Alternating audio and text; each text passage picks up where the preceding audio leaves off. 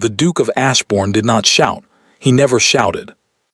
He stood in the middle of his own great hall, with 12 servants lined against the wall, and he looked at his wife the way a man looks at a stain on his boot. "You have eaten at my table for 6 months," he said. "You have worn my mother's dresses, and you have brought this house nothing." He reached into his coat. He took out a single coin. Then he crossed the floor, took her hand, turned it over and pressed the coin into her palm. "There is no free bread in this house," he said. "Go and find work." Nobody moved, nobody breathed. The Duchess of Ashbourne walked out of that hall with her back straight and her hand closed tight. She walked down the corridor. She reached the door of her own cold room, and only then did she open her fingers and look at what he had given her. She looked at the coin for a long moment. Then her knees went out from under her. Because the face stamped into that silver was a face she had not seen since she was 10 years old. It was her grandfather. The fire in the east wing had not been lit for 11 days. Verity knew because she had counted. She counted a great many things now. 11 days without a fire, 4 candles left in her drawer, 6 months since her wedding day, 9 days since her husband had last spoken to her, and that had only been 2 words, and the 2 words had been move aside. She was awake before the house that morning, as she always was.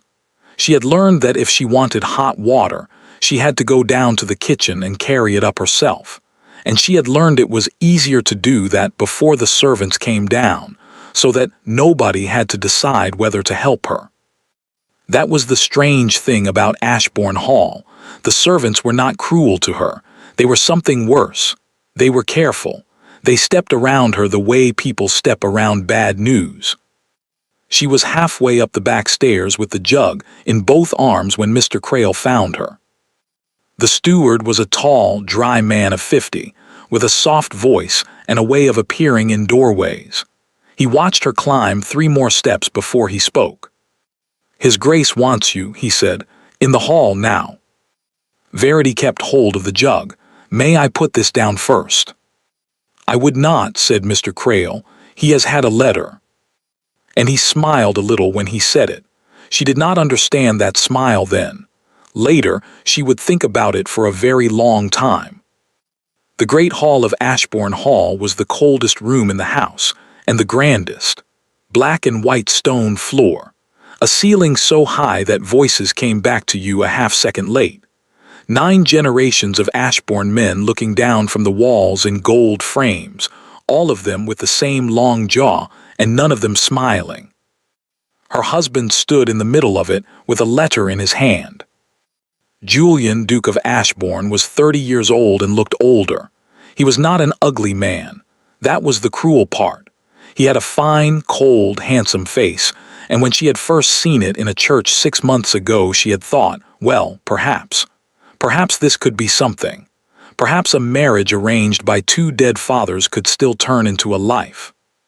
She had thought that for about 4 hours, until the wedding supper when he had put down his glass, looked at her and said, "Understand me. I did not want this. I will not pretend otherwise." And then he had gone to London for a month. Now he stood in the hall and the servants were already there, all of them. Mrs. Pike the housekeeper, the cook, the footmen, the girls from the scullery who could not have been more than 14, 12 of them lined up along the wall like a jury. Verity stopped in the doorway with the jug still in her arms. "Come in," said the Duke. She came in. She set the jug down carefully on the floor by the wall, because there was nowhere else to put it, and she was aware of every single person in the room watching her do it. "Do you know what this is?" he said, and held up the letter. "No, Your Grace." "It is from Halloway and Sons," he said. "It is the 4th this year. It concerns the debts of this estate." He let the paper fall to his side. "And it concerns the money that was promised to me when I married you, £12,000. Do you know how much of it has arrived?" Verity's mouth was dry. "No." "None of it," he said. "Not 1 shilling in 6 months. I have written to my uncle 4 times. I am sure you have. He does not answer me, she said.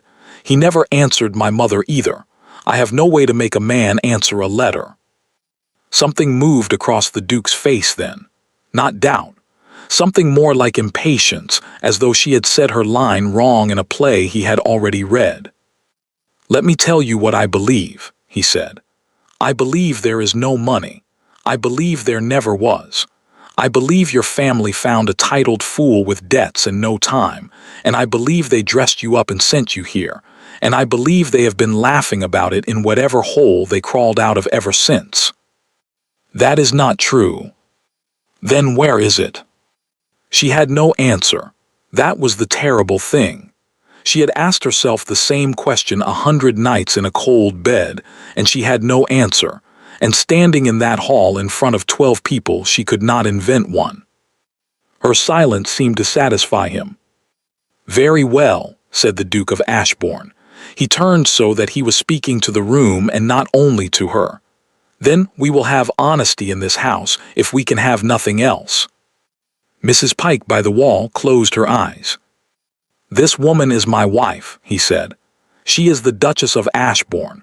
She is also, so far as this estate is concerned, a debt. She eats. She burns candles. She wears my mother's clothes because she arrived here with 3 dresses and one of them was mended at the elbow. She contributes nothing, and she will continue to contribute nothing unless something in this house changes today. Verity looked straight ahead at the wall. There was a portrait there of the 4th Duke. She looked at his gold buttons and she counted them. 9. She counted them twice. So her husband said, something will change.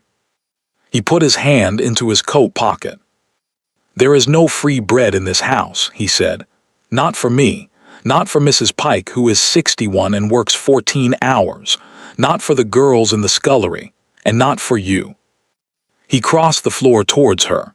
He took her right hand, the first time he had touched her since the church, turned it palm upward, and pressed something small and cold into it. Go and find work, said the Duke. Then he closed her fingers over it with his own hand, and let go, and walked out. Nobody in that hall spoke. Verity stood absolutely still. She was aware that if she moved too fast she would break, and if she broke here, in front of them, she would never be able to look at any of them again for as long as she lived in this house. So she did not move fast. She bent down. She picked up the water jug because it was hers to carry and nobody else was going to carry it.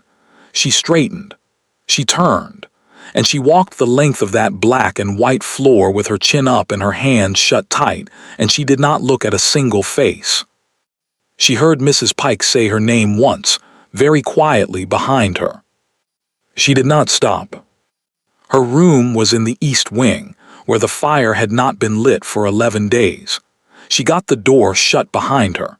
She set the jug on the boards, and then her hand began to shake so badly that she had to hold her wrist with her other hand to keep it still. Go and find work. She had been the daughter of a schoolmaster. She had scrubbed her own floors and cooked her own dinners and nursed her own mother through 2 winters of coughing, alone, in 2 rooms above a saddler's shop in Bath. She was not afraid of work. She had never in her life been afraid of work. That was not what was shaking her hand. What was shaking her hand was that he had done it in front of the scullery girls. She sat down on the edge of the bed. She breathed. She thought about her mother, who used to say that a person can carry almost anything if they put it down for a moment first, and she made herself count to 20. Then she opened her fingers. It was a silver coin, about the size of a shilling, worn smooth around the rim. Not a king's coin. She knew that at once because there was no crown on it. It was a bank token, the kind the private banks had struck years ago in the bad years, when there had not been enough royal coin to go around, and a man's promise had been stamped in silver and passed from hand to hand. Around the edge, in small clean letters, it read, HALLOWAY and SONS Bath, 1 shilling payable on demand. And in the center of it, in profile, was the face of an old man with a heavy brow and a blunt nose, and a jaw like a shovel. Verity stopped breathing. She knew that face.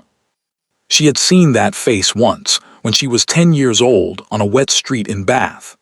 Her mother had gripped her hand so hard it hurt and pulled her back into a doorway, and Verity had asked who the old gentleman was, and her mother had waited until the carriage had gone past before she answered.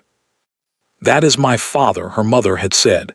"He does not know you exist, and he does not want to." The coin fell out of Verity's hand and rang on the floorboards, and rolled and lay flat. She was on her knees before she knew she had moved. Her surname was Halloway. She had never thought anything of it. Halloway was a common enough name. There were Halloways in every town in the West Country, and her mother had married a poor schoolmaster and been cut off for it, and had died in 2 rooms above a saddler's shop with nothing to leave but a wedding ring and a name. Verity picked the coin up off the floor with both hands. Halloway and Sons, Bath. "It is from Halloway and Sons," her husband had said an hour ago in the great hall holding a letter. "It is the 4th this year. It concerns the debts of this estate." Verity sat back on her heels in a cold room with the coin in her palm, and one thought going through her, over and over, like a bell. Her husband had just thrown a shilling at her and told her to go and earn her bread. And the man whose face was on that shilling was the man who owned every debt in this house. She did not tell anyone. That was the first decision, and she made it sitting on the floor of a cold room with the coin still in her hand, and she made it for a reason that had nothing to do with cleverness. She made it because she was ashamed. If she walked back into that great hall and said the man on this coin is my grandfather, there was only one thing that could happen. Her husband would look at her with that long, tired, patient face, and he would say, "Then write to him. Ask him for the £12,000 you owe me." And she would have to stand there and explain that she could not, that the old man on the silver did not know her name, that her mother had written to him for 19 years and he had never once written back, that the last letter had gone out 4 days before her mother died, and no answer had ever come, and Verity had walked to the post office in the rain every day for 2 months to check. She would have to stand in front of 12 servants and say out loud, "I have a rich grandfather, and he threw us away like kitchen scraps, and he would not cross the road to spit on me."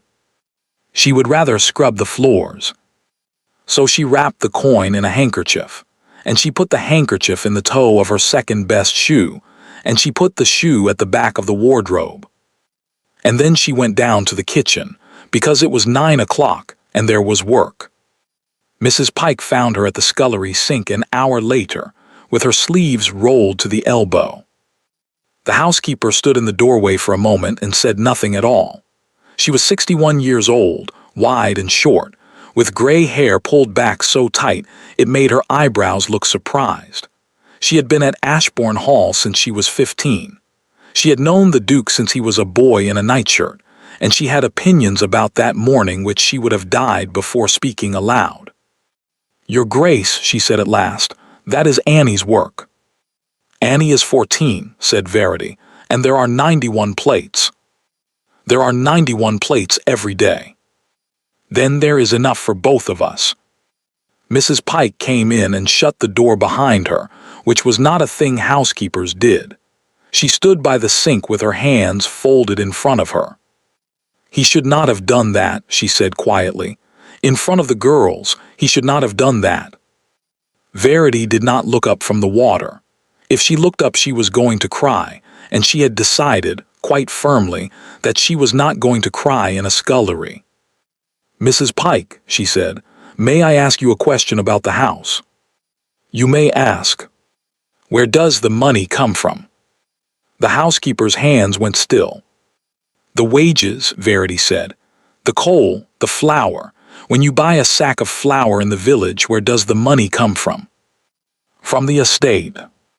"The estate has no money. He said so himself in the hall in front of everyone. He said this house is drowning."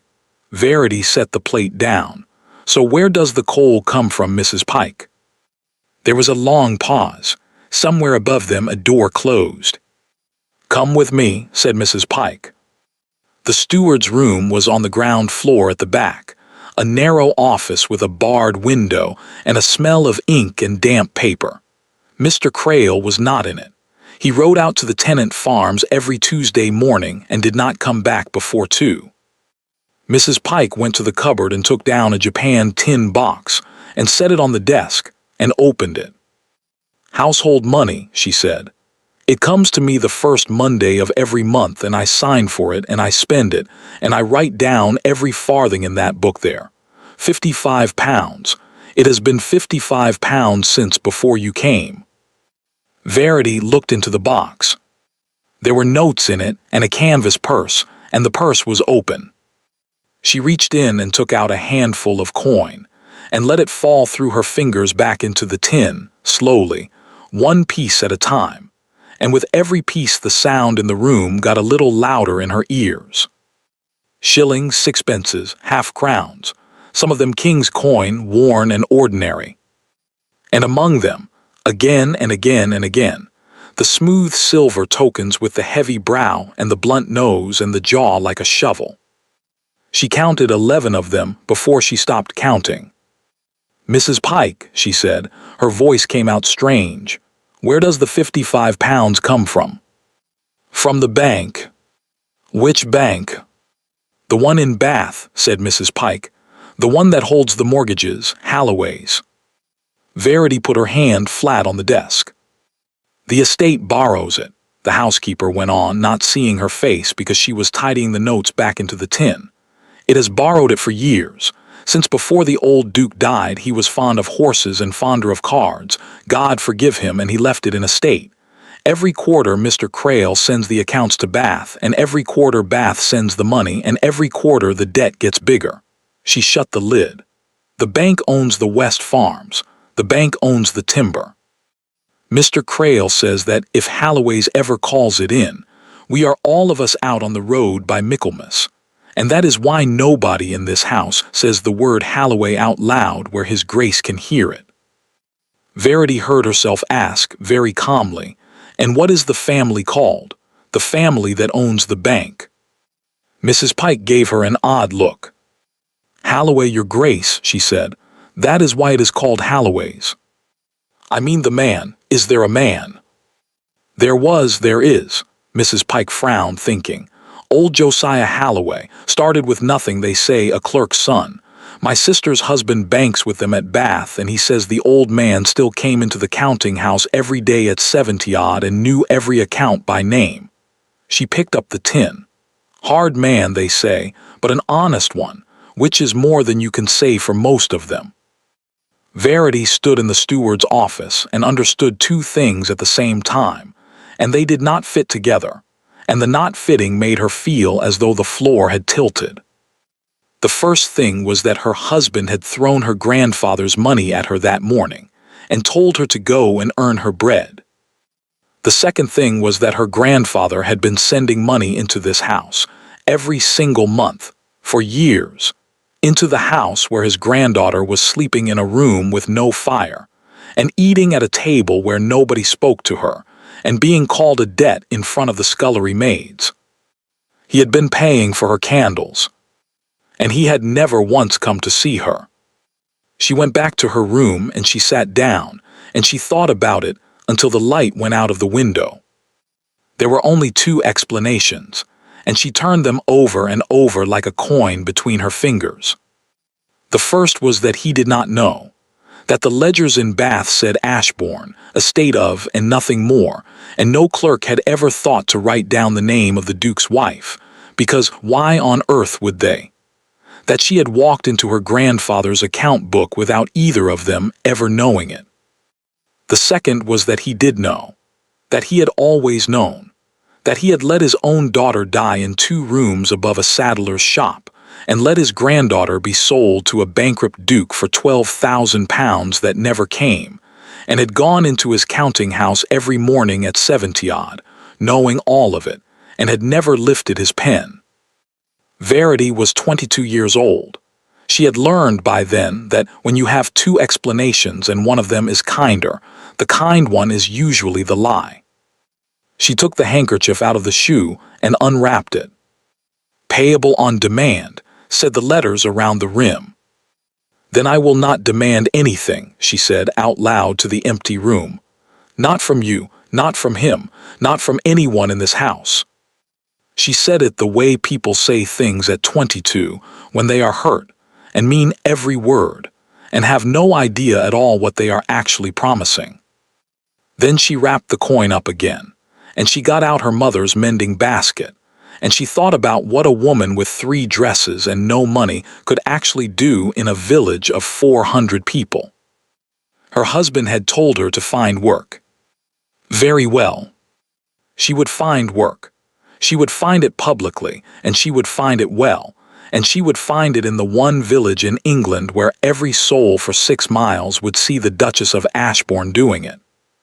Downstairs, in the room with the barred window, Mr. Crail came back from the farms at 4 o'clock instead of 2. He stood in the doorway of his office for a while, without taking off his coat. Then he went to the cupboard, took down the Japan tin and opened it. He looked at the notes. He looked at the canvas purse. He counted the tokens in it, and his lips moved slightly while he did it, and when he had finished, he stood very still for a moment with the lid in his hand. He was a careful man. He had been careful for 11 years, and careful men notice when a thing has been touched. He put the tin back on the shelf. Then he sat down at his desk and took out a fresh sheet of paper and dipped his pen and wrote at the top in his small, neat hand. "Sir, I write on a private matter concerning the Duchess." The village of Ashbourne Cross had one street, 400 souls, a church with a leaning tower, and a shop belonging to a widow named Sarah Braid who took in sewing. Verity walked down into it on Thursday morning, with her mother's mending basket on her arm. It was 3 miles. Nobody offered her the carriage, and she did not ask, and by the time she reached the bottom of the hill, the hem of her dress was 6 inches deep in mud. She stopped at the horse trough by the churchyard wall and looked at herself in the water and put her hair straight with her fingers. Then she went into the shop and asked Mrs. Braid for work. The widow was 50, sharp-faced, with a mouth full of pins. She took the pins out of her mouth one at a time and set them down on the counter, all 6 of them in a row, and only then did she speak. "You're the Duchess." "I am." "The Duchess of Ashbourne." "Yes." "And you've come into my shop," said Mrs. Braid slowly, "to ask me for sewing work, at 2 shillings the week." "Is it 2 shillings? I did not know. That is more than I hoped." Mrs. Braid stared at her for a long moment. "Sit down there," she said, "and hem that. And if it's bad work I'll say so, and you can go back up the hill." Verity sat down on the stool by the window and hemmed the sheet. She had been hemming sheets since she was 7 years old, in 2 rooms above a saddler's shop, for a mother who could not see well enough to do it herself by the end. She did it now with her head down and her stitches small and even, 11 to the inch, and she did not stop until it was finished. Mrs. Braid took it to the light and turned it over and ran her thumb along the seam. She did not say anything for quite a while. 2 shillings the week, she said at last, and you don't sit in the window, you sit in the back. I'm not having the whole street come in here to gawp at you like a bear in a fair. The whole street came in anyway. By Friday, 3 women had come to buy thread they did not need. By Saturday it was 11, and one of them had walked from Nethercombe, which was 5 miles, and had bought a paper of pins and stood looking at the back room door for 4 full minutes before Mrs. Braid asked her whether she was buying anything else. By the following Wednesday, everyone from Ashbourne Cross to the Bath Road knew that the Duke of Ashbourne had put his wife out to work for 2 shillings a week. And that was when the thing happened that Verity had not planned, and could not have planned, and which changed everything that came after. The village did not laugh at her. The village got angry at him. She did not understand it at first. She had expected mockery. She was braced for it. She had made herself ready for it on the walk down. What she got instead was a farmer's wife pressing a twist of paper into her hand at the churchyard gate with 4 eggs in it, saying, "For your walk home, my lady. It's a long way up that hill." What she got was the blacksmith stepping out into the road on the second Friday and walking beside her, without a word, for the whole first mile, because the light was going and a woman should not walk that road alone at dusk, and then touching his hat and going back. What she got was the schoolmaster, a nervous young man named Ellis, who stopped her outside the church and said that he had 31 children and no assistant and could not pay a penny, and had heard that she could read Latin, and would she, no, of course not, forgive him. It was an impertinent thing to ask a duchess. "Tuesdays and Thursdays," said Verity, "after the shop 4 o'clock." Mr. Ellis stood in the road with his hat in his hands, and could not think of a single thing to say. She was happier than she had been in 6 months. That was the strange, shameful, wonderful truth of it, and she turned it over on the walk up the hill every evening. She had a stool and a basket and 31 children who called her Miss, because nobody had told them how to address a duchess, and she had not corrected them. She had somewhere to be. She had 2 shillings a week and she kept it in a tin, and at the end of the 3rd week there was 6 shillings in the tin, and she took it out and counted it on the bed and laughed out loud, alone, in a room with no fire. 6 shillings. She had been given £12,000 on paper and had never seen a farthing of it. 6 shillings that she had made with her own hands was worth more than all of it. And in the village, in the shop, in the schoolroom, she learned things. She learned them the way you learn things in a place with one street, slowly, sideways, and completely. She learned that the West farms had been sold in everything but name, and that the men who worked them now paid their rent to an agent who came from Bath twice a year. She learned that the timber on the North Ridge had been marked and counted by strangers 2 summers ago, and that everyone knew what that meant. She learned that when old Tom Wick had gone to the hall in January to ask for a new roof on the cottage where his wife was coughing, Mr. Crail had told him there was no money and sent him away, and that the rain had come through all winter, and that Mrs. Wick had died in March. And she learned, from 4 different people in 3 weeks, always in the same lowered voice, the name of the bank in Bath that held every stone of Ashbourne Hall in its fist. She said nothing. She sewed and taught and listened, and at night she lay awake and built the shape of it in her head, piece by piece, the way you build a picture from the edges in. Her grandfather's money had bought the roof over her head. Her grandfather's money had not bought a roof for Mrs. Wick. She did not yet know what she was going to do about that, but she had stopped feeling ashamed somewhere in the 3rd week, and started feeling something else, and the something else was steadier and colder and much more useful. The Duke came down to the village on the last Friday in October. He had not intended to. He had ridden out to the Bath Road on business and came back through the cross because the lane was flooded, and he was passing the church when he saw a crowd of children in the yard and a woman among them. He pulled up his horse. She had a boy of about 6 by the hand, and she was walking him back and forth along the wall, and the boy was reading aloud off a slate, very slowly, the way children do when the words are still separate things. Verity's head was bent. She was listening with her whole body, the way you listen to someone who might stop. The boy got to the end of the line and stopped and looked up at her. And Verity laughed properly, out loud, delighted, and crouched down in the mud in her good gray dress and said something to him, and the boy's face lit up like a window. The Duke of Ashbourne sat on his horse in the lane and looked at his wife. He had seen her in 6 months, perhaps 40 times, across a table, in a corridor, standing in his great hall with a water jug at her feet and 12 servants watching. He had a very clear idea of what his wife was: a silence, a grievance, a debt with a face. He had never once seen her laugh.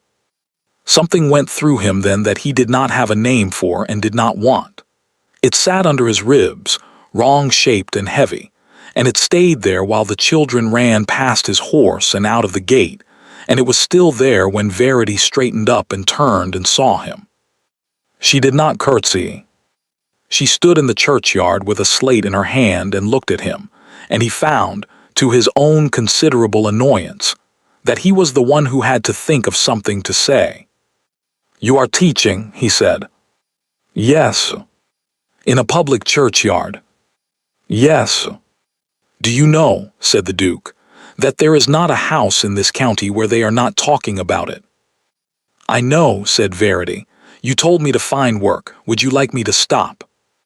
And that was the moment. That was the exact moment, and she saw it happen. She saw him open his mouth to say yes, and she saw him not say it, and she saw him look away up the lane instead with his jaw set hard. "No," he said. Then he turned the horse and rode up the hill and did not look back, and got home in 20 minutes when it should have taken 40. She walked back that evening in the last of the light, and stopped at the shop to leave the finished work, and Mrs. Braid was standing at the counter with the Bath newspaper spread out flat in front of her. "There you are," the widow said without looking up. "Something in here about that bank of theirs, the one that has its hooks in the hall. My sister writes she'd not sleep easy with her money in there now, with the old man gone." Verity stopped in the doorway. "With him gone?" "Died," said Mrs. Braid. She turned the paper round and put her finger on the column. 6 weeks back, it says. In his own counting house at his desk at 74 years of age. There's the notice. Verity crossed the shop. She had to hold the edge of the counter. The paragraph was 4 lines long. "Died on the 14th September at Queen Square, Bath, Josiah Halloway, Esquire, founder of the banking house of Halloway and Sons. He was in his 75th year. He is survived by no issue. The disposal of his estate, which is considerable, will be read at Bath on the 3rd December. He is survived by no issue." Verity read it 3 times. 6 weeks. He had been dead for 6 weeks. He had died at his desk on the 14th of September, and on the 14th of September she had been in the scullery at Ashbourne Hall washing 91 plates, and on the 15th she had carried her own water up the back stairs, and nobody had told her, and there had been no reason on earth why anybody should. She had spent 3 weeks deciding, with great firmness, that she would never ask that man for anything as long as she lived. She had not once considered that the door might close from the other side first. "My lady," said Mrs. Braid, "you've gone white as the sheet. Sit down, girl." But Verity was already out in the street, walking in the dark up the hill, with her hand pressed flat against her mouth, so that nobody in Ashbourne Cross would hear the sound she was making. The letter Mr. Crail had written on the day the tin box was touched went to Bath, to the offices of Halloway and Sons, addressed to the senior partner. It was a very careful letter. Careful men write careful letters. It said that as steward of the Ashbourne estate he wished to confirm, for his own records, the name of the guarantor upon the marriage settlement of March last, there having been some small confusion in the copying. It was not really a question about a name. It was a man putting his hand on a door to feel whether there was a fire behind it. The reply came back 11 days later, in a clerk's copperplate, over the signature of Mr. Abel Finch. "Sir, in reply to yours of the 4th, this house has no record of any guarantor upon the settlement in question. The sums were advanced directly by the late Mr. Halloway from his private account, and were remitted quarterly to the Ashbourne estate through your office, against your own receipt. 3 payments of £1,000 have been made. I enclose copies of the receipts, which bear your signature. I am further instructed to inform you that following Mr. Halloway's death the whole of his private accounts must be brought into the general audit before the reading on the 3rd December, and that a representative of this house will attend at Ashbourne to examine the estate books in the last week of November. Mr. Crail read the letter twice. Then he sat quite still in the room with the barred window for about a quarter of an hour, not moving at all, the way a man sits when the ground he has been standing on for 11 years turns out to be a lid. Verity came to see him on the Tuesday, about a roof. She had 6 shillings in a tin and a list in her hand, and she had spent 2 evenings making the list, and she was rather proud of it. Tom Wick's cottage, £11 for slate and labour. The schoolroom window, £2. The bridge on the mill lane, which was down to 1 plank and which 31 children crossed twice a day, £9. £22. She had worked out that if the household money were £55 a month, and if the fires in the east wing stayed unlit, and if she did the mending herself instead of sending it out, there might be a way to find £22 over a winter. She knocked on the steward's door and went in and put the list on his desk. "Mr. Crail," she said, "I should like to talk to you about the estate's expenses." He looked up at her. And Verity, who had spent 6 months in a house where every person was careful around her, saw something in the steward's face that she had never seen there before. He was afraid of her. It only lasted a moment. He got up and smiled and pulled out a chair, and the fear went back down under the dry, soft, ordinary surface of him like a fish under ice. But she had seen it, and she sat down in the chair he offered with her heart going hard and fast, and she thought, "Why?" £22, said Mr. Crail, reading her list, "for tenants' repairs. Over the winter, perhaps in 3 parts. There is no money for tenants' repairs, Your Grace.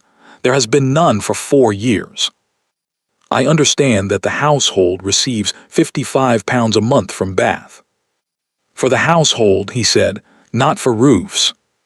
"Mr. Crail," said Verity, "a woman died in that cottage in March." He set the list down. He aligned it with the edge of the desk, very precisely, using 2 fingers. "May I ask," he said, "what put it into your head to come and ask me this?" "I walk past the cottage twice a day." "You walk a great deal lately. You walk and you sit in Mrs. Braid's shop and you sit in Mr. Ellis's schoolroom and you listen to a great many people."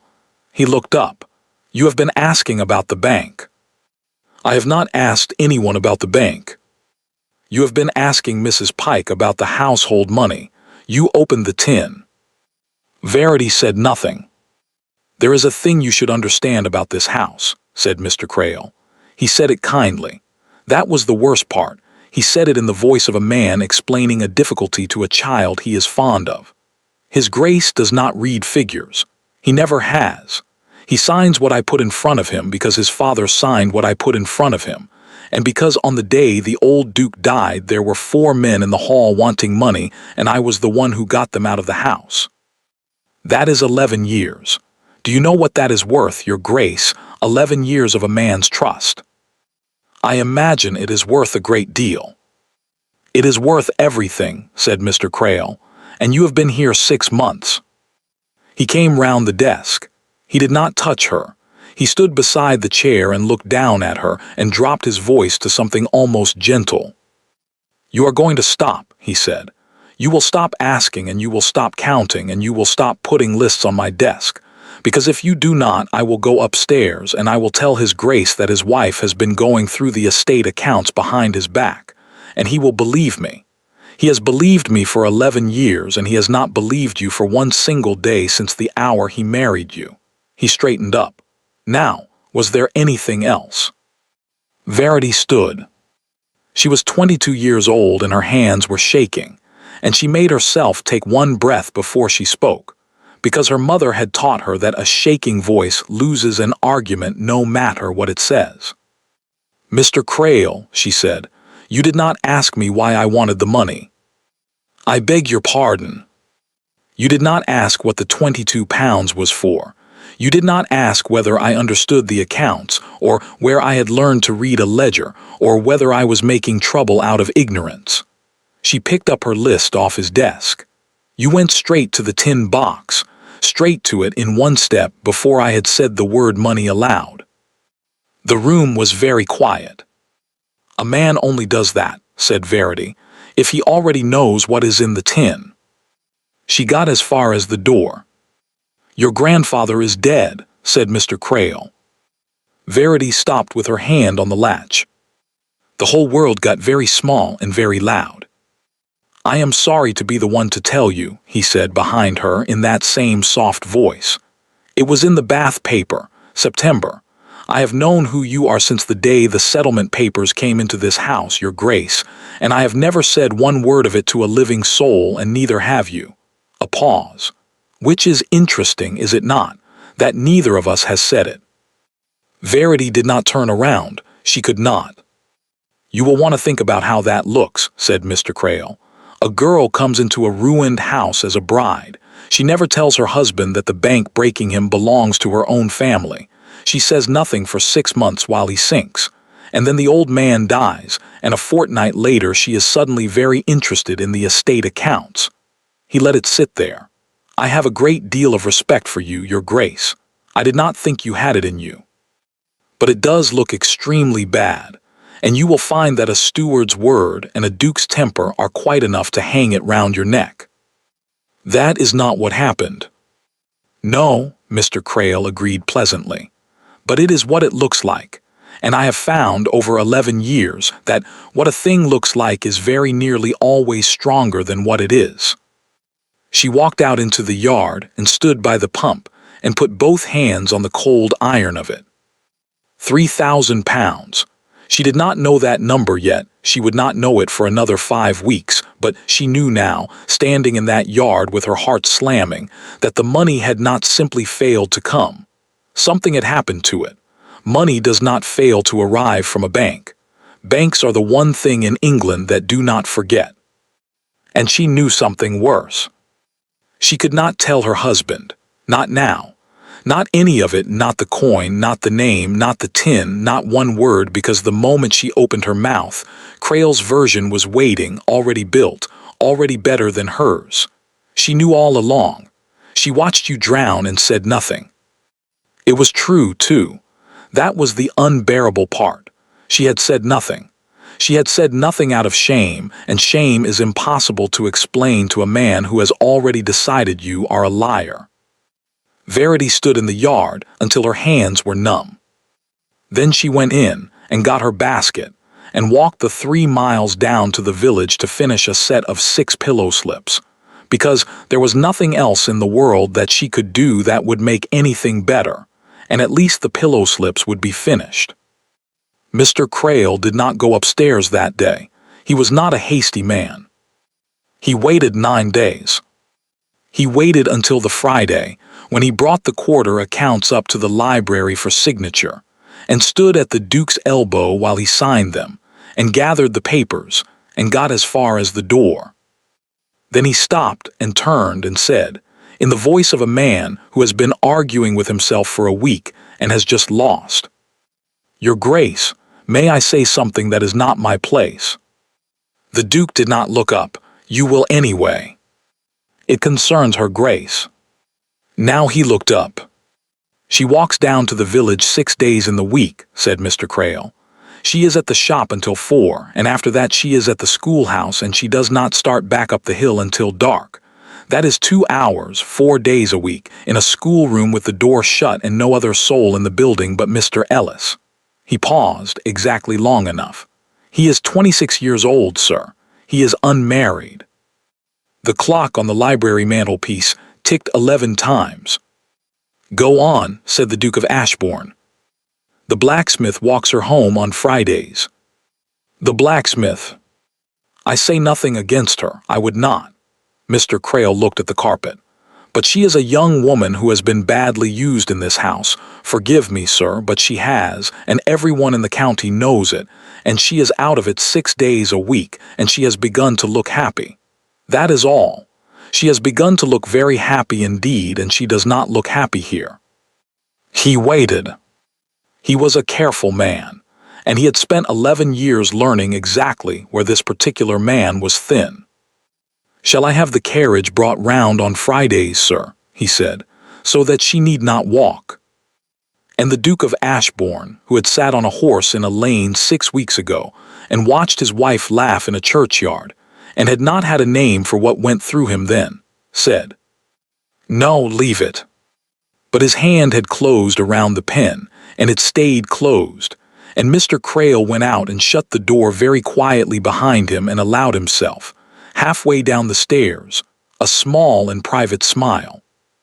The rain began on the 8th of November, and did not stop for 4 days. On the third night the Mill Lane Bridge went.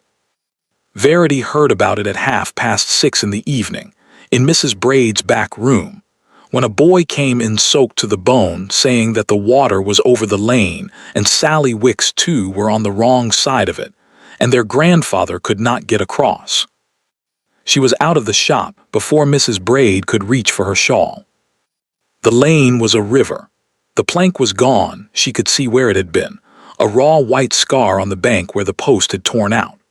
On the far side, up on the rise where the ground was still dry, 2 small figures stood holding each other's hands, and old Tom Wick was in the water to his thighs 20 feet downstream trying to work his way across and not managing it, because he was 68 and the current was taking his feet.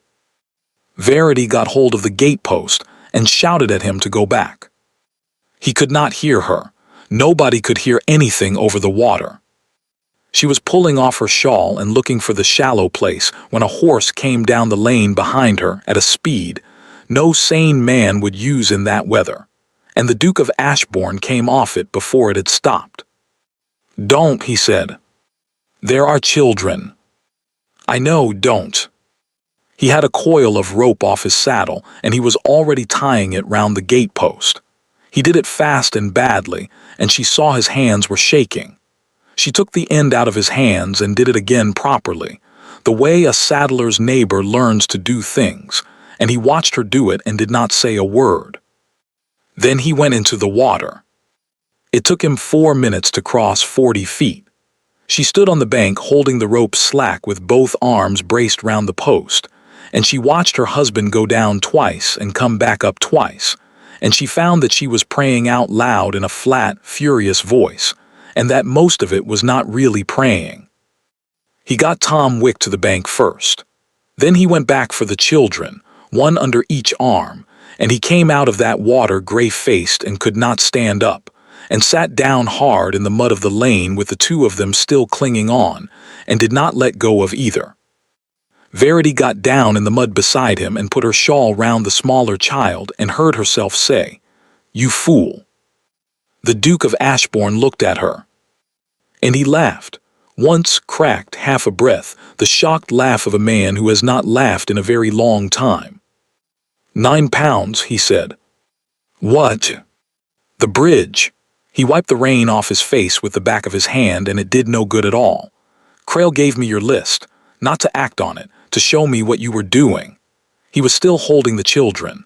£9. I have not had £9 of my own since I was 24 years old, and I did not want to look at a piece of paper that told me a bridge was going to kill somebody, so I put it in a drawer. Verity did not say anything. "Say it," he said. "No." "Say it, you have earned it."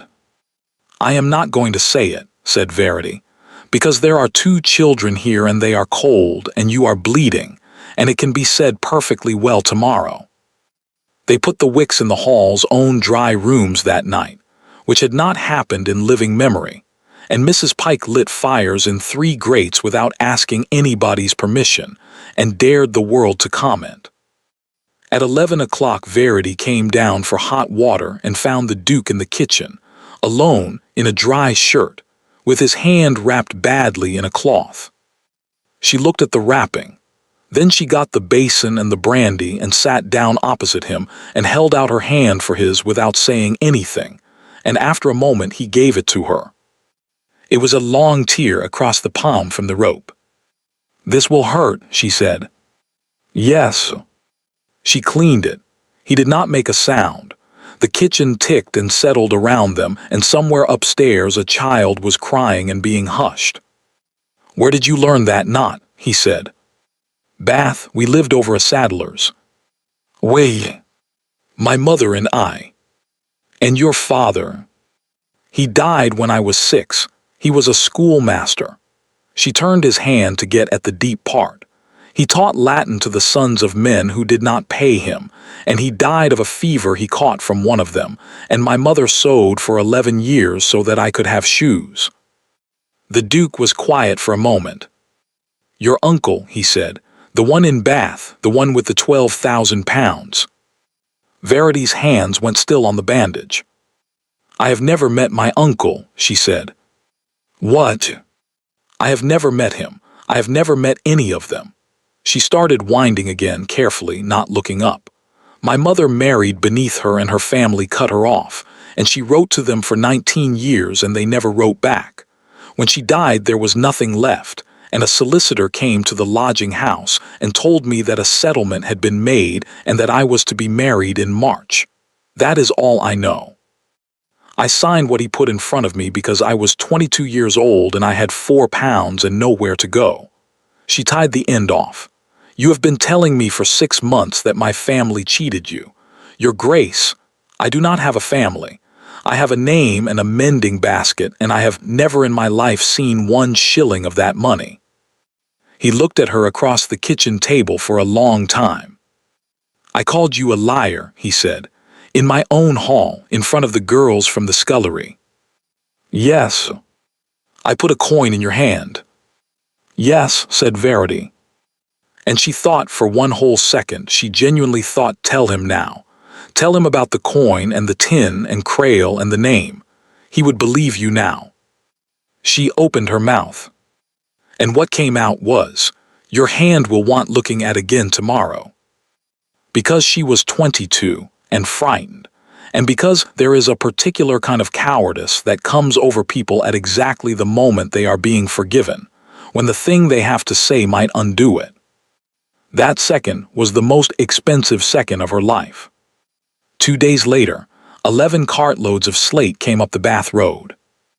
The Duke of Ashbourne had sold his father's hunters, 4 horses, the last good thing the estate had that was truly his, and he had done it without telling anyone, and the money went on slate for the Wick Cottage and 8 others, on £9 of timber for the Mill Lane Bridge, and on glass for the schoolroom window. He did not tell Verity. She found out from the blacksmith. She walked into the library that evening and stood in the doorway, and he looked up from a ledger he did not understand, and neither of them said anything for a moment. It was your list, he said. It was your horses. They were eating and doing nothing, said the Duke, which is a fair description of me, and I could only sell one of us. Verity laughed. He looked at her when she did it. He looked at her the way a man looks at a fire in a room that has been cold for 11 days. Verity, he said. It was the first time he had ever used her name. And that was as far as it got, that, and 1 step towards each other across a library carpet, and her hand almost on the back of a chair, and his almost on hers. Because at that exact moment, on the floor above, Mr. Crail was standing in the middle of the Duchess of Ashbourne's bedroom with a candle in his hand. He was not hurried, he never was. He put the ducal seal, the heavy silver matrix that stamped every deed and lease on the estate, and which lived in a locked drawer in his own office, into the bottom of her wardrobe, under her second-best shoes. He put £50 in banknotes, taken that morning from the household tin, inside her mending basket, folded flat beneath the lining. And on her writing table, half tucked under the blotter so that it would look hidden but not too well hidden, he left a letter. It was in a small, neat, sloping hand that was not quite hers, but was near enough that nobody who was angry would look twice. It was not finished. Unfinished letters are always more convincing than finished ones. To A. Finch, Esquire, Halloway and Sons, Queen Askew, Bath. Sir, I have now the seal and can send you what you require by the week's end. You may tell the gentleman that the estate is worth far less than the books show, and that when the audit comes at the month's end, there will be no. He set the candle down and looked at his arrangement the way a man looks at a table he has laid. He had 8 days until the bank's representative arrived at Ashbourne to open the estate books. 8 days to have the Duchess out of the house, disgraced, in a place where nobody would think to ask her surname. Then he went down to the library and knocked, and said that he was very sorry to disturb his grace, but that £50 was missing from the household money, and that Mrs. Pike was in a dreadful state about it, and that he thought it best the house be searched. All of it, he said, every room including his own. Especially his own. They found the notes in the mending basket at 9:20. They found the seal under her shoes at 25 past. And at 9:30 on the 18th of November, the Duke of Ashbourne came down the great staircase into the black and white hall with an unfinished letter in his hand, and every servant in that house was standing along the wall, because Mr. Crail had thought it best that the search be conducted openly, in front of everyone, so that no one should be under any suspicion. 12 of them, the same 12. Verity stood in the middle of the floor, in the same place she had stood in June. "Tell me this is not your hand," said the Duke. And she looked at the letter, at the name Halloway written out plain across the top of it in ink, and she understood, with a clarity that went through her like cold water, that she was about to have to say the truest sentence of her life. "That is my grandfather's bank, and I have known it since June, and I never told you. And that there was not one single person in that room who would believe the rest of it." "It is not my hand," she said. "Then whose?" The scullery girls were crying. Mrs. Pike had her fist against her mouth. "Your Grace," said Verity, "please send them out, please. Send them out and I will tell you everything, and I am asking you," her voice went, and she took it back and finished, "I am asking you not to do this to me twice in the same room." For a moment, one moment, and she saw it, the Duke of Ashbourne wavered. Then Mr. Crail said, quietly from the foot of the stairs, "Sir, the seal was under her shoes." And the Duke's hand closed around the letter until the paper tore. "Get out of my house," he said. She went out of the front door of Ashbourne Hall at 10 o'clock at night on the 18th of November with a shawl, a mending basket she was not allowed to keep, and nothing else. They took the basket at the door. Mr. Crail said regretfully that it was estate property. It was raining. Of course it was raining. She got as far as the second gate before her legs stopped working properly, and she sat down on the wet stone of the mounting block and stayed there for some time, and then she got up and walked 3 miles down the hill because there was nowhere else in England to walk to. She slept in the church porch at Ashbourne Cross. Mrs. Braid found her there at 6 in the morning, took one look, said nothing at all, and brought her inside and put her in the bed in the back room and sat on the end of it until she stopped shaking. The village did not believe it for one single minute. That was the thing that Mr. Crail, for all his 11 careful years, had not thought about. He had lived at Ashbourne Hall since he was 39, and he had spoken to perhaps 6 people in the village in all that time, and he did not know what she had been doing down there. Sarah Braid knew. Sarah Braid had watched a duchess hem sheets at 11 stitches to the inch for 2 shillings a week, and had never once heard her complain. The blacksmith knew. He had walked her home on Fridays because the road was dark. Tom Wick knew, and his 2 grandchildren knew, and Mr. Ellis knew, and 31 children knew who called her Miss. And by noon on the 19th of November there were 40 people standing in the rain outside Mrs. Braid's shop, and by 2 o'clock there was a paper going round with 106 names on it, and 11 of them were crosses, because 11 of the people who signed it could not write. They took it up to the hall. The Duke of Ashbourne did not see them. Mr. Crail received the paper at the door and said that his Grace was not at home, and read it, and folded it, and put it in his pocket. Then he went into his office and shut the door, and stood for a while with his hands flat on the desk. He had 6 days. He rode to the magistrate that same afternoon. Sir Bertram Hale was 71, deaf in one ear, and had been a friend of the old Duke's. He did not like new things, and he did not like being disturbed at his dinner, and he liked steward's business least of all. But theft of £50 in banknotes and theft of a ducal seal, sworn to on information by a steward of 11 years standing, with a letter in evidence and 2 witnesses to the search, that was not steward's business. That was felony. £50, said Sir Bertram. That's a hanging figure, Crail. Nobody wishes for hanging, Sir Bertram. They never do, then it's transportation. He wrote slowly with a bad pen. 14 years. She'll be 40 when she sees England again, and she won't. He looked up. Does Ashbourne know you've come to me?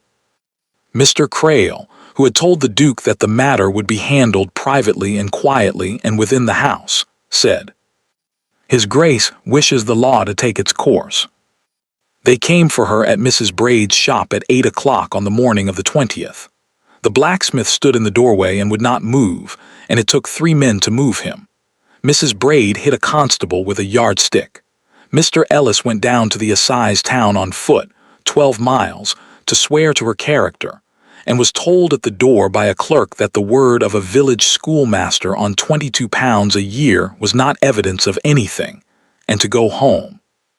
Verity was taken to the county jail at Wells and put in a stone room 8 feet by 6 with a high barred window, and the door was shut, and the bolt went across. She had one thing in the world.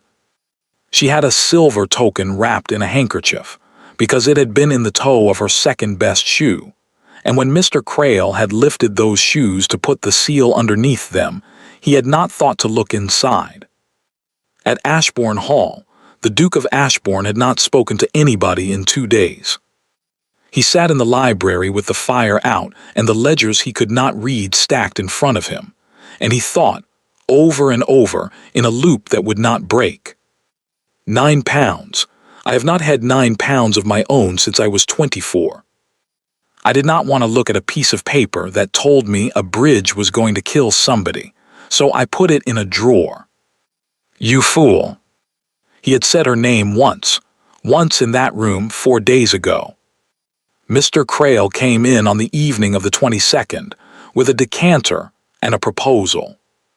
Sir, he said, there is the audit. Let them come. They will come on the 28th, and they will find the estate cannot meet the quarter, and Halloway's will call in the whole.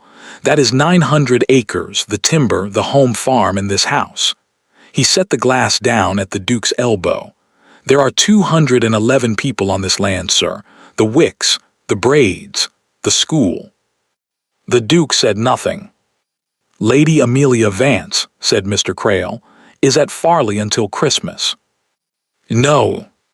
Her husband left her £80,000 and no children, and she has asked after you twice this year, and she is a handsome woman of 34 with a great deal of sense. Mr. Crail let that sit. And your Grace's marriage, forgive me, is over in every way but the paper. There are grounds now. Felony. There is not a court in England that would not grant it. Get out. I will get out, said Mr. Crail, and I will come back on Thursday, and you will still have 211 people and no money, and I will still be the only man in this house who is trying to save them. He went to the door. She stood in that hall, said the Duke to the dead fire, and asked me to send the servants out, and I did not. Sir, said Mr. Crail gently, you were deceived. It is not a crime to be deceived. It is only a crime to go on being deceived after you have seen the evidence. He shut the door. Lady Amelia Vance came to Ashbourne Hall on the 25th of November, with 2 carriages, a maid, and a great many opinions about the state of the drawing-room. She was not a wicked woman. That was almost the worst of it. She was brisk and clever, and she looked at the accounts on the second morning and understood them in 20 minutes, which was 19 minutes faster than the Duke ever had. She said the West Farm should never have been let go. She said the household was being robbed and had been for years, and she said it lightly over breakfast, the way one says a thing that is obvious, and Mr. Crail poured the coffee and did not spill a drop. On the 26th of November, the Duke of Ashbourne asked her to marry him when the courts had done their work, and she accepted him, and neither of them pretended it was anything other than what it was. That night he went up to the east wing, to a room with no fire in it, and stood in the doorway for a long while. There was nothing in it, they had cleared it. A bed, a wardrobe, a writing table, a cold grate. He went to the wardrobe and opened it, and there was nothing there but a pair of shoes with the heels worn down on the outside edges. From walking 3 miles down a hill and 3 miles back up it, 6 days in the week, for 11 weeks. The Duke of Ashbourne sat down on the floor of that room with his wife's shoes in his hands, and stayed there until the light came. The jail at Wells was very cold and very loud. There were 41 women in that yard, and Verity was the only one who had come in wearing good gray wool, which lasted about 4 hours before somebody took the shawl off her back, and after that she was the same as the rest. She learned things there too. She learned that a woman called Bet had been taken for a loaf of bread and had a child of 2 at home. She learned that the assize would sit in January and that nobody was tried before then. She learned that of the last 11 women transported out of that county, 2 had come back. She did not cry. She had done all of that in the church porch, and there did not seem to be any more of it. She sat with her back against the stone, and she took the token out of the handkerchief and turned it over and over in her fingers. And she looked at the heavy brow and the blunt nose and the jaw like a shovel.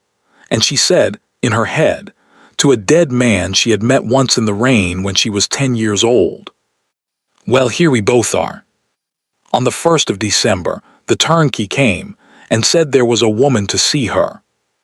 Mrs. Pike had traveled 12 miles on the outside of a carrier's cart in December, at 61 years of age, and had paid the turnkey 4 shillings of her own money, and she stood in that stone room with her bonnet dripping and her hands full.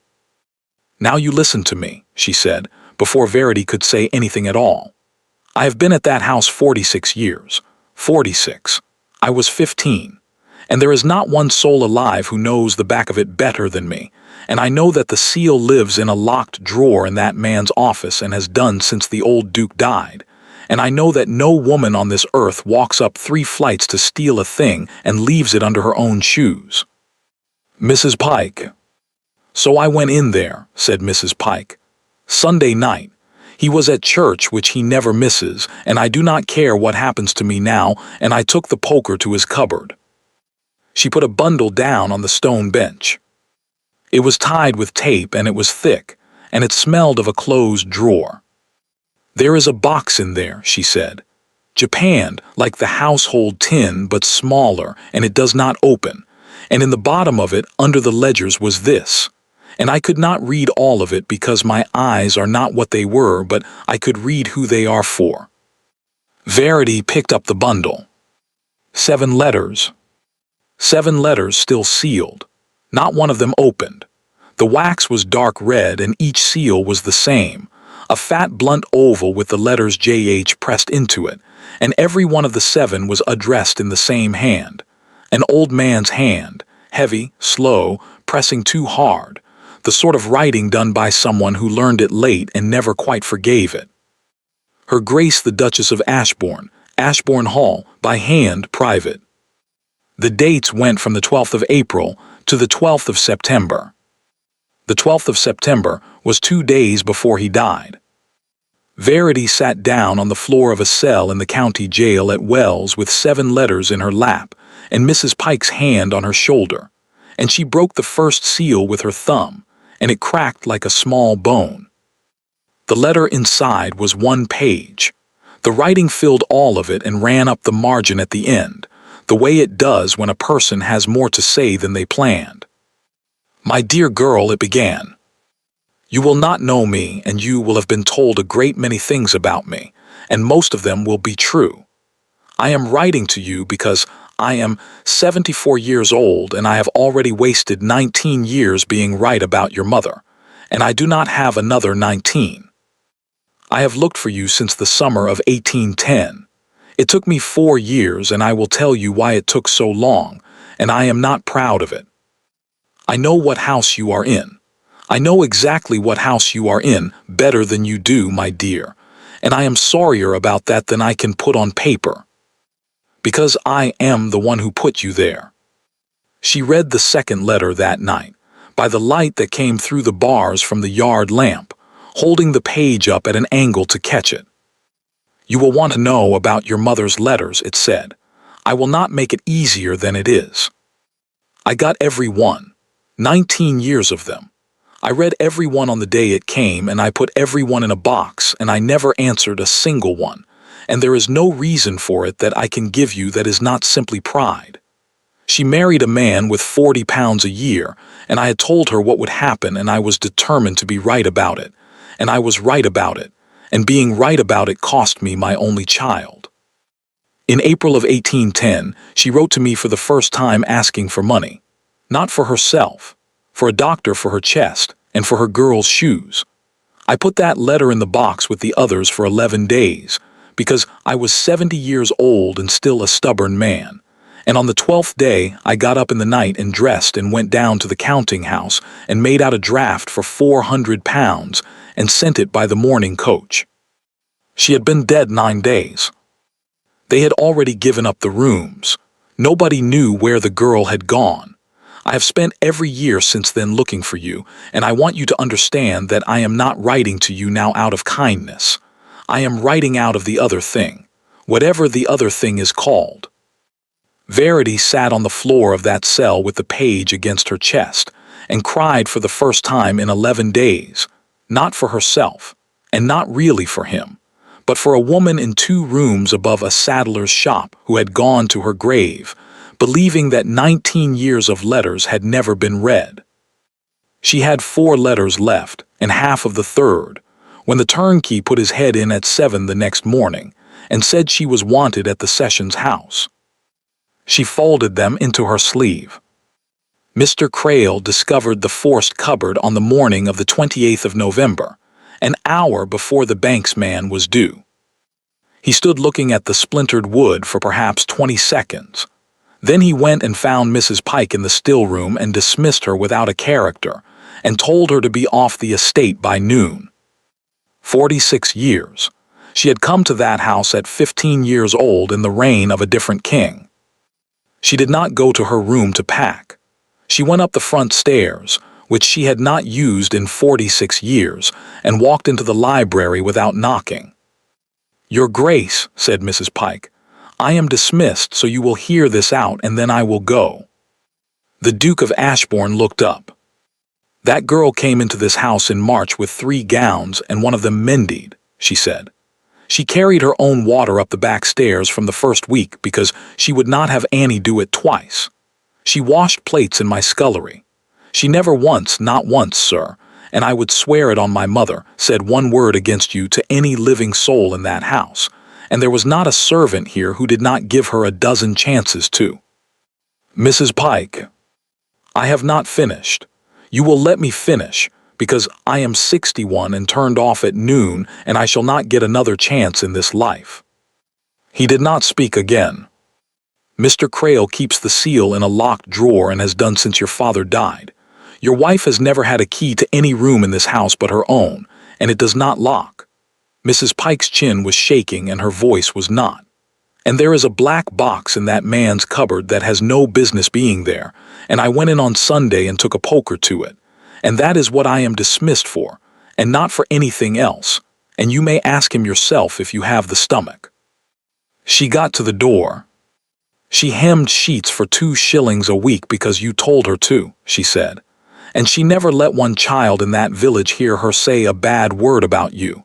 You go and ask them. Go and ask them what she said about you." The library door closed. The Duke of Ashbourne sat for a count of about 10. Then he got up and went down the back stairs 2 at a time, and put his boot through the panel of Mr. Crail's office door. The Japan box came open on the 4th blow with the poker. There were 2 ledgers in it. The first was the estate book he had been signing for 11 years. The second was the same, in the same hand, with different figures. And the difference was not small, and it was not clever. And once he was looking at it, the Duke of Ashbourne, who did not read figures, could read it perfectly well. Under the ledgers were 3 receipts. Received of Halloway and Sons, Bath, on account of the marriage settlement of Her Grace the Duchess of Ashbourne, the sum of £1,000, dated the 25th of March. Signed, J. Crail, Steward. The same for June. The same for September. The Duke sat down on the floor of the steward's office, among the splinters of the door. £3,000. It had come. It had come on time every quarter into this house, and had gone into a man's pocket. And while it was going into a man's pocket, he had stood in his own great hall in front of 12 servants and called his wife a thief and a fraud and put a shilling in her hand and told her to go and find work. She had said, "I have never seen 1 shilling of that money." And it had been true. Every word of it had been true, and there was a receipt in his hand proving it, and she had never known there was anything to prove. He was very quiet for a long time. Then he did the first genuinely intelligent thing he had done in 11 years. He put the ledgers and the receipts inside his coat, walked upstairs, and said nothing whatsoever to Mr. Crail. He said nothing at dinner. He said nothing when the bank's man was announced and the steward met him at the door and explained smoothly that His Grace was indisposed and the books were not in a state to be shown. He said nothing all the next day. He let the man go on pouring the coffee. He told Lady Amelia Vance on the evening of the 1st of December, in the drawing-room, standing up, because he did not think he had the right to sit down. He told her all of it, the haul in June, the coin, the list in the drawer, the bridge, the search, the seal under the shoes, the 3 receipts in his coat. And then he told her what he intended to do about it, which was to go into the Sessions House at Wells the following morning and say every word of it aloud, in front of a magistrate, a clerk, and whoever else happened to be in the room. Lady Amelia was quiet for a moment. "You understand what that costs you," she said. "Yes." "Oh, I do not think you do, so I shall say it plainly, because you are not good with figures and I am." She counted it off. "You will stand up in a public court and say that your steward has robbed you for 11 years and that you never noticed. Every man who holds a note of yours will hear it by Friday. Halloway's will call in the whole of it inside a month, because no bank on earth lends to a house that cannot count. You will lose the land, the timber, and this house. You will be the joke of 3 counties. And you will still be married to a woman who has every reason on God's earth never to speak to you again. So you cannot even do it in the hope of being forgiven." "Yes," said the Duke of Ashbourne, "that is a fair account." "And if you say nothing," said Amelia, "she goes to New South Wales in January and you marry me in the spring, and the tenants keep their roofs, and in 5 years nobody remembers her name." "Yes. So I am going to Wells in the morning," he said. Amelia Vance looked at him for a long moment. Then she stood up and rang the bell and told the footman to have her carriages ready at 7, and turned back with her hands folded. "I am not going to marry you," she said, "but I shall tell you something, Ashbourne, because I am 34 years old and I was married once to a man who would not have done this for anybody." She picked up her gloves. "3 weeks ago you were a man I was prepared to buy. This morning you were not worth £80,000 to me. Tonight I find I would have taken you for nothing, and it is a great pity, because you are quite obviously in love with your wife." She was gone by 7:30. She left on the hall table the name and direction of her own attorney and a note that said only, "He is expensive and he is worth it. The bill comes to me. A.V." The Sessions House at Wells was full on the 2nd of December. Because the whole county had heard about the Duchess of Ashbourne by then, and because Mrs. Braid had hired a wagon and brought 11 people from the village in it. Verity was brought up from below in the same grey wool she had been arrested in, 11 days dirtier. She had 4 letters and a half in her sleeve, and a silver token in her closed hand. She saw her husband standing at the front and did not know what it meant. Sir Bertram Hale opened the business and asked whether the prosecutor was present, and the Duke of Ashbourne said that he was. "Then let us get on," said Sir Bertram. "You say she took £50 and the seal?" "No, sir." The clerk stopped writing. "I say that my steward, Josiah Crail, took £50 from the household money and the seal from his own locked drawer, and put them in my wife's room, and wrote a letter in a hand not hers, and swore an information before you on the 20th of November which he knew to be false." The Duke's voice was perfectly level and carried to the back of the room. "And I say that he has robbed the Ashbourne estate for 11 years, and that I signed everything he put in front of me and never once read it, and that the whole of it happened because I am an idle and incurious man who did not choose to know what was being done in his own house." There was a noise in the room like a wave going out. "Have you anything beyond your word?" said Sir Bertram.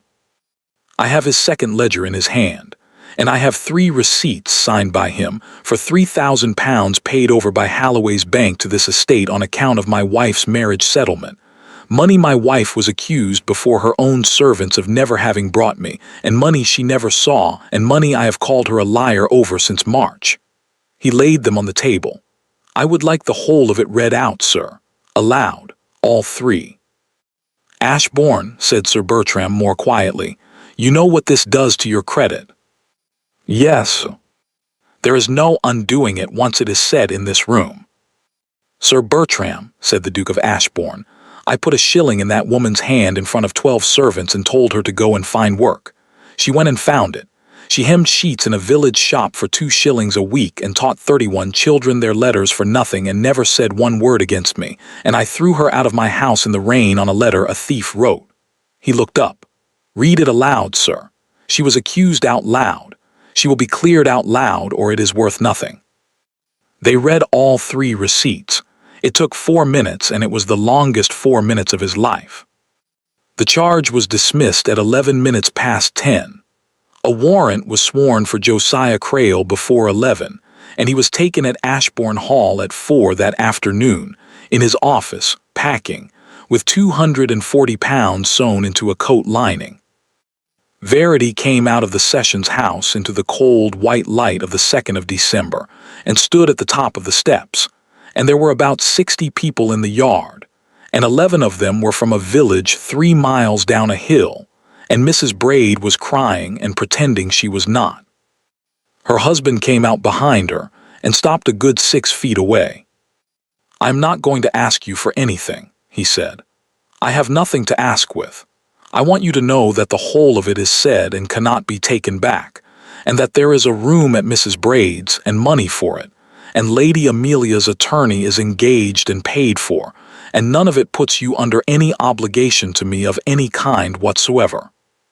Verity looked at him. He was thinner. His hand was still bandaged badly by somebody who was not her. "You sold your father's horses for a bridge," she said.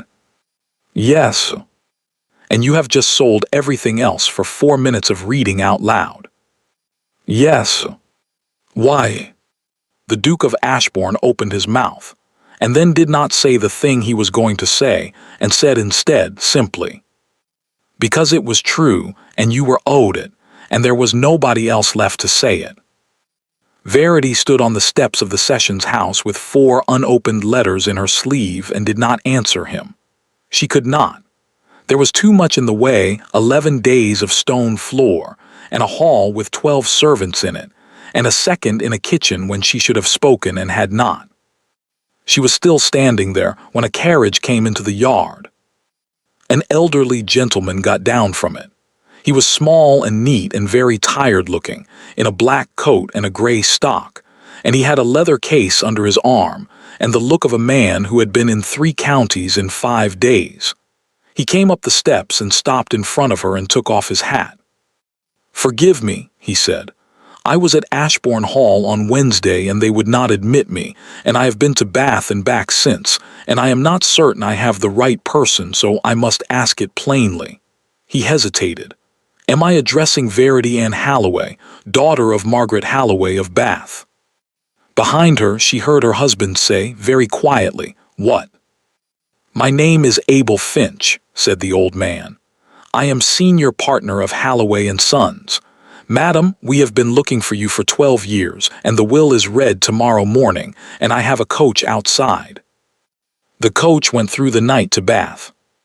Mr. Finch had brought a second one because the Duke of Ashbourne had been summoned too, not as a husband, and not as a guest, but as the principal debtor of the estate of Josiah Halloway, whose obligations were to be read out and settled in the morning. He was required to attend. It was on a printed form. So they traveled 12 hours in separate carriages, 4 lengths apart, and did not speak, and Verity read the rest of her letters by the light of a swinging lamp. The third told her he had found her in April of 1814, through a saddler in Bath, who remembered the schoolmaster's widow upstairs. The fourth told her that when he learned what house she was in, he had gone through Ashbourne's paper the way he went through everything, and had bought up the whole of it quietly over 11 weeks, every note, every mortgage, the timber, the West Farms, all of it, and that he had done it in the first instance so that if the young man turned out to be a brute, he could break him in an afternoon. The fifth said that he had been ill in June and had not been able to travel. The sixth said that he had been ill again in July, and that he was writing to her every month regardless because it did not signify whether she was answering. He had learned that much about letters at last. The seventh was dated the 12th of September, and it was not sealed with wax like the others. It was sewn at the fold with black thread, and across the front, in that heavy pressing hand, it said, "Not to be opened by her, to be read aloud by Finch at the reading, in the hearing of whoever is in the room." Verity turned it over twice, and did not open it, and held it in both hands for the last 40 miles. The counting house of Halloway and Sons stood on the north side of Queen Square, 3 stories of dark stone, with a green door and a brass plate worn nearly smooth. The room upstairs had a long table in it. There were 11 people around that table by 10 o'clock, clerks, 2 attorneys, a physician who had attended the old man, and at the far end, a stout gentleman of about 50 in a very good coat, who had arrived at 9:30 and had already asked twice how long the business was expected to take. His name was Wilfred Halloway. He was Josiah's brother's son, junior partner of the house, and for 11 years the man who opened the private correspondence. He got to his feet when Verity came in and looked at her, and his face did something complicated. "Good God," he said, "they found you." "Mr. Halloway," said Verity, "I have written to you 4 times since March." "Have you? There is a great deal of post." "I asked you where the marriage settlement was. I asked you whether there was any family at all who would speak to me.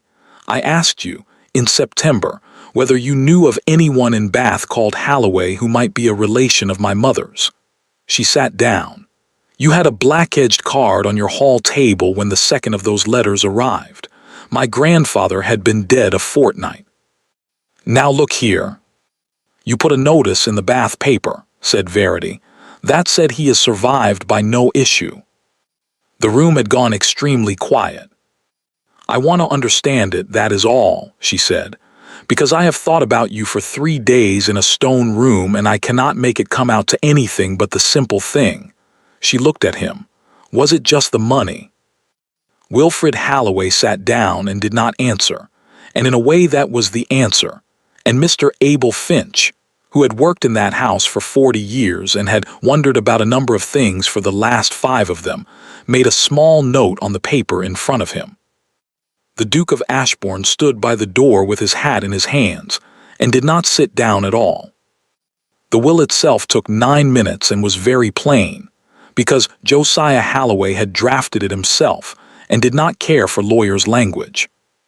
The whole of his private fortune, £140,000 in the funds, the house at Queen Square, and his 4/5 share of the banking house of Halloway and Sons, Went to my granddaughter, Verity Ann, only child of my only child Margaret, absolutely and without condition.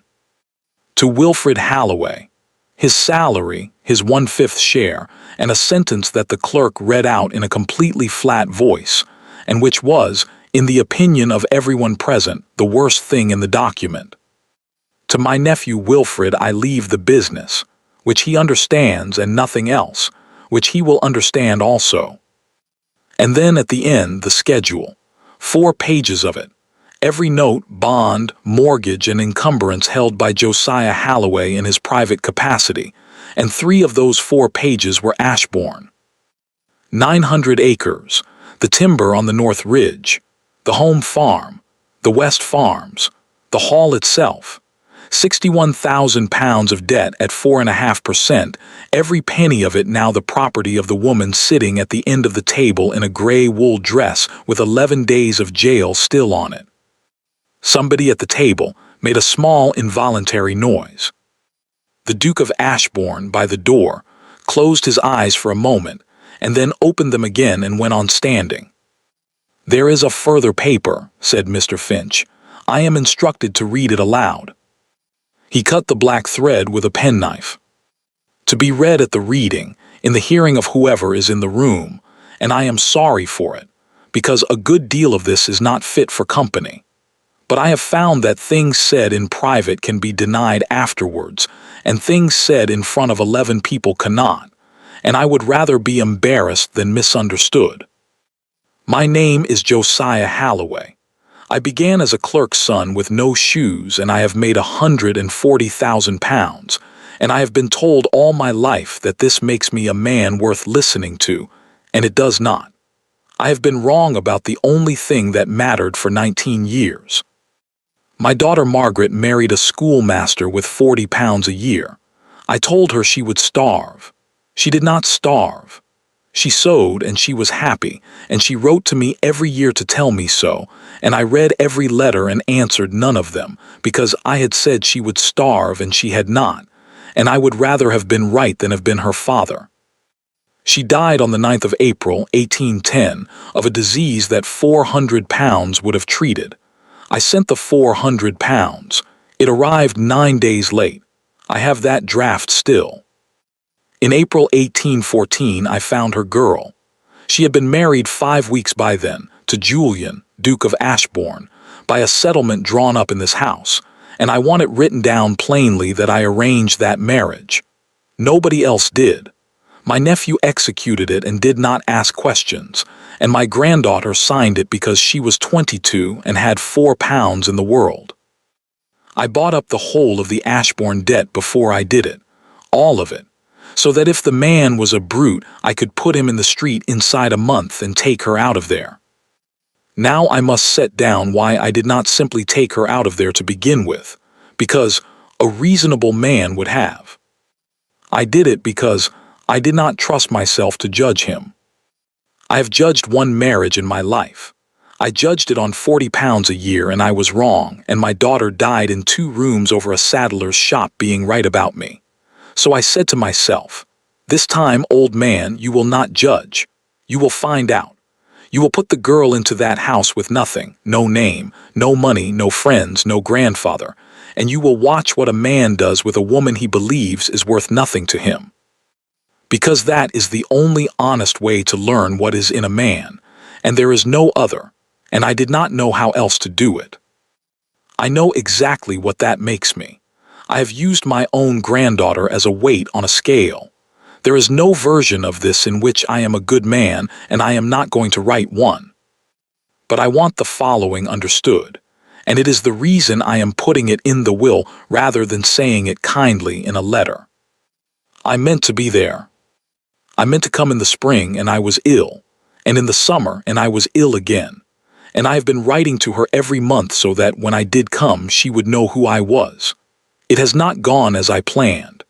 If this is being read out, then I have run out of time, and she has been in that house on her own for longer than I ever intended, and whatever she has suffered there is mine and not hers, and I ask her pardon for it, and I have no right to expect it.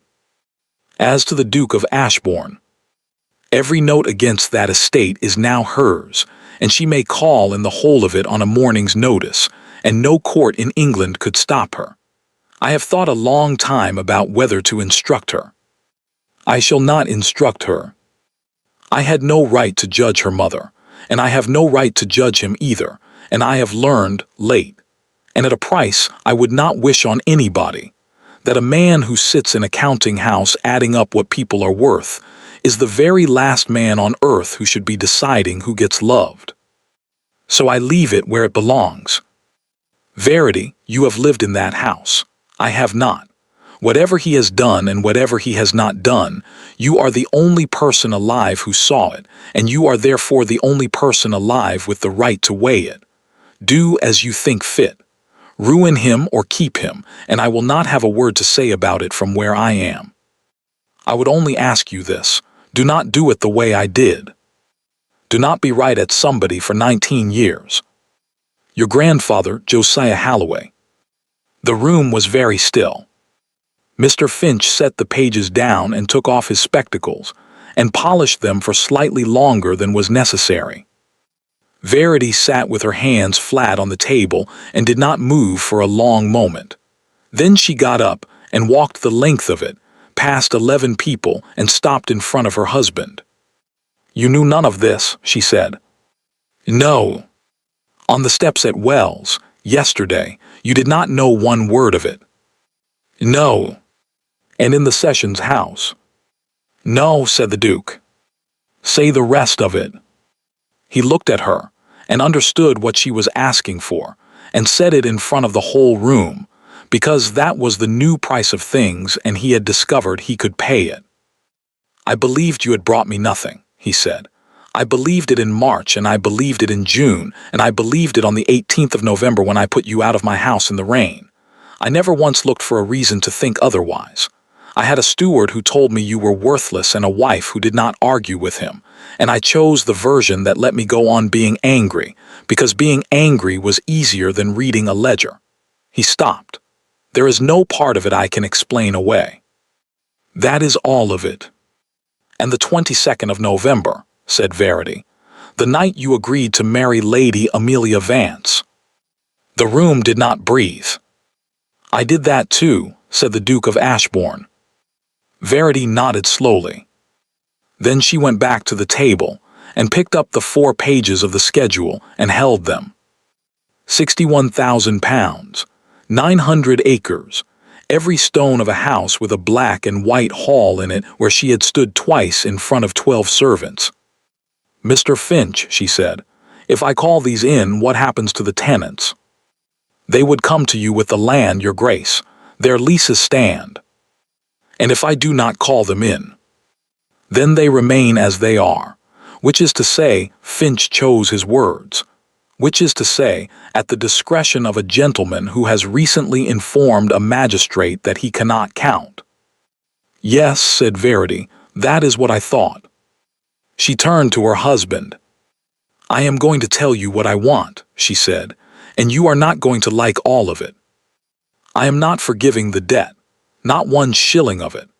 Ashbourne stays mortgaged to me, and I shall hold every note, because my grandfather bought them to protect me, and I am not going to throw away the only thing he ever actually managed to give me.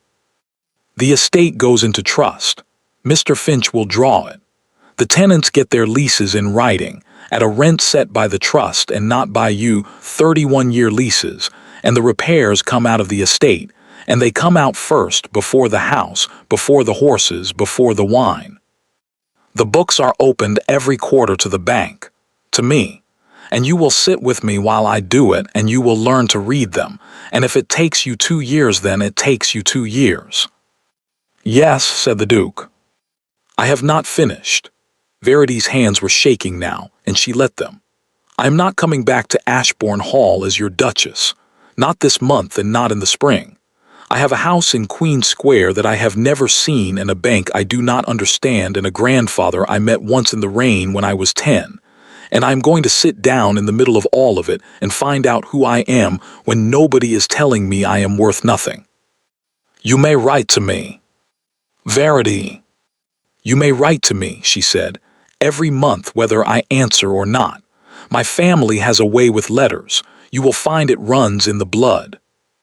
And the Duke of Ashbourne, who had lost 900 acres, 61,000 pounds, a fiancé, a steward, 4 horses, and his reputation in 3 counties in the space of 11 days, stood in a counting house in Queen Square and started, very quietly, to laugh, and then stopped, because it had turned into something else on the way. "Every month," he said. "Every month." "For how long?" "Until I answer one," said Verity. She put out her hand, not for his hand, palm up, the way a person holds it out when they are giving something back rather than taking. He did not understand at first. Then he did, and took the bandage off his own palm, the bad one, the rope tear that had never been dressed properly since the night in the kitchen, and put his hand in hers. "It has gone septic," said Verity, looking at it. "I told you it would want looking at again." "Yes." "You are an extremely stupid man." "Yes," said the Duke of Ashbourne. "Say my name," she said, "the way you did in the library. I have thought about it for a fortnight in a room with a stone floor, and I should like to hear it again in a room where nobody can take it away from me." He said it. And 11 people in a counting house on the north side of Queen Square looked very hard at their papers, and Mr. Abel Finch, senior partner of 40 years standing, wrote nothing at all on the sheet in front of him for some considerable time. Josiah Crail was tried at the January Assize on 11 counts and transported for life. He sailed in the spring, in the same season, on the same tide, and very nearly on the same ship as the one he had arranged for the Duchess of Ashbourne. The 3,000 pounds was never recovered. Verity did not much mind. As she remarked to Mr. Finch, it had been her own money going round in a circle for the better part of a year, and it had at least had the decency to prove something on the way. Epilogue. A year on. He wrote every month, as he had been told to. The first letter was 4 pages, and she did not answer it. The second was 2 pages, and she did not answer that either. By the 5th, he seemed to have understood what the thing actually was, because after that they stopped being appeals and started being reports. The Wick roof is finished. It took 9 days and not 11, because Tom Wick's grandson is 15 now and worth 2 men. The slate is the wrong color, and the whole village has an opinion about it. Mr. Ellis has 40 children. He says this is because the mothers heard that the school teaches Latin, and they have decided Latin is respectable. He has asked me to tell you that the boy who could not read the slate, Peter Sallow, now reads better than his father, and that his father cried about it in the churchyard and denies it. Mrs. Pike is back. She would not come back to the same wages, and told me so to my face in the hall, and I have raised them. She says the east wing chimney has not drawn properly since 1798, and that she has told 4 dukes about it, and none of us listened. I have let the shooting to a man from Bristol who I do not like. It is 200 pounds. Mr. Finch has the papers. He never once asked her to come back, not in 13 letters. She noticed that and thought about it a great deal, and came to understand that he had worked out something that most people never work out. That asking would have made it a favor, and she had had a bellyful of being at the discretion of a gentleman. The 13th letter in December had no letter in it at all. It was the quarter's accounts. 11 pages of them in his own hand, in columns, with the rents and the repairs and the timber and the trust's disbursements all set down, and the figures added at the foot of each page. On the last page at the bottom, under the total, he had written, "I did these myself. Finch has not seen them. There are 4 errors that I know of, and I have marked them, and I have not corrected them because I want you to see what they are. It has taken me a year to be this bad at it." Verity Halloway read it 3 times in a house on Queen Square, where she now knew every room. Then she sent for the carriage. She did not answer the letter in the end. She never did answer one. She simply arrived at Ashbourne Hall at 4 o'clock on the 23rd of December with 11 pages of accounts in her hand and walked into the library and said, "Two of these are not errors. You have got the Michaelmas rents in the wrong column, but the arithmetic is sound. And if you tell me you did the arithmetic in your head, I shall not believe you." And the Duke of Ashbourne stood up so fast that he knocked over a chair. That was a year ago, near enough. The house has changed, and not in the way that houses in stories change. It has not been made grand again. The east wing is still shut, because it costs £11 a month to heat, and the money goes on other things. The trust does not permit vanity, and the trustee is not a sentimental woman. But the Mill Lane Bridge is stone now, with a rail on it, and there is a second schoolroom, and every tenant on 900 acres holds a 31-year lease with the repairs written into it in plain English. And there are 241 people on that land where there were 211. The books are opened on the first Monday of every quarter in the library with the fire lit. He does them. She checks them. It takes 4 hours and they argue for most of it, and Mrs. Pike brings tea in twice and has been heard to say, in the servants' hall, that she has worked in that house for 48 years and never once heard laughing come out of the library on an accounts day, and that she does not know what to make of it and does not intend to try. Above the fireplace in the great hall, the black and white hall, the one with the 9 dead Ashbourne men on the walls and the floor she stood on twice, there is now one small frame.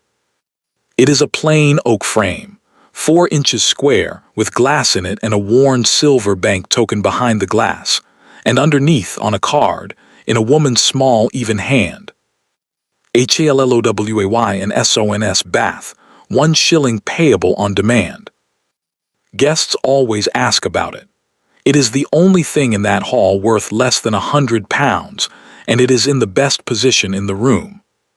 The Duke tells them it was a gift from his wife's grandfather. That is all he tells them, and it is perfectly true, and Verity has never once corrected it in front of company, though she generally has to leave the room.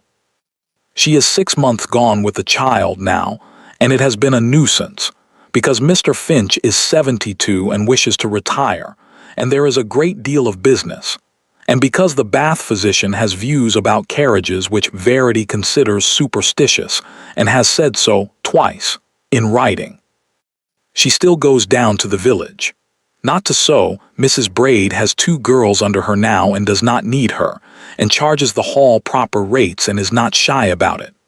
But she goes down on Tuesdays and Thursdays, and there are 41 children in that school, and 11 of them are girls, which was not the case 2 years ago and took a certain amount of arranging. They still call her Miss. She has never corrected that either. There was a man at the door last month. He was a timber merchant from Bristol, up to buy the standing oak on the North Ridge, and he had done a great deal of business in a great many great houses, and he knew exactly how it went. You dealt with the gentleman. If the gentleman was out, you waited for the gentleman. It was not complicated. He was shown into the hall, and there was a woman in it in a plain dark dress with her sleeves turned back, kneeling on the floor by the hearth with a great chart of the ridge spread out flat in front of her, and a pencil in her mouth. He waited a moment for somebody to come. "You'll be Mr. Havard," said the woman without getting up.